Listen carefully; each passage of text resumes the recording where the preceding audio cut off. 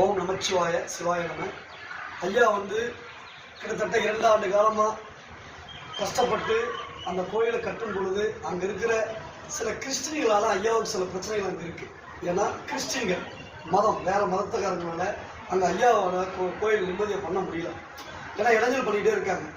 கோயிலுக்கு முன்னாடியே ஒரு இடம் கோயிலுக்கு முன்னாடியே ஒரு இடம் இருக்குது. அந்த உள்ளே என்ட்ரன்ஸையே மறைச்சிக்கிட்டு சில பிரச்சனை நடந்துகிட்டு இருக்கு. கோயில் வழிபாடுகளே நடந்துகிட்டு இருக்காங்க. விழா காலங்களில் ஒரு வண்டி வாசலினால இடைஞ்சல் இருக்கு. அதுக்கு ஏதாவது அரசாங்கம் தலையிட்டு ஐயாவுக்கு ஒரு நல்லது பண்ணி கொடுத்தாங்கன்னா பெரிய விஷயமா இருக்கும்.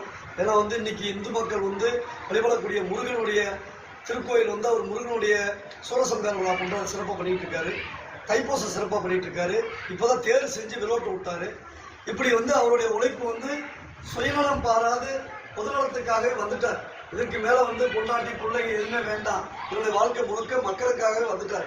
அப்பேற்பட்ட அவருக்கு அந்த இடத்துல எந்த இடைஞ்சலும் இல்லாம அந்த இடத்துல எந்த தொல்லைகள் யாரும் படுத்தாம வந்துட்டா வழிபாடுகள் சிறப்பா இருக்கும், வர்ற மக்களும் சிறப்பா இருக்கும். அதனால இதுல அரசாங்கத்தில் இருக்கக்கூடிய முக்கியமானவங்க அதை தலையிட்டு அவருக்கு ஐயாவுக்கு அந்த பிரச்சனை மட்டும் பிடிச்சி கொடுத்தா பெரிய புண்ணியமா இருக்கும். ஓம் நம சிவாய. என்னால முயற்சியை நான் செய்யறேன். சிவாய நம சிவாய நம சிவாய.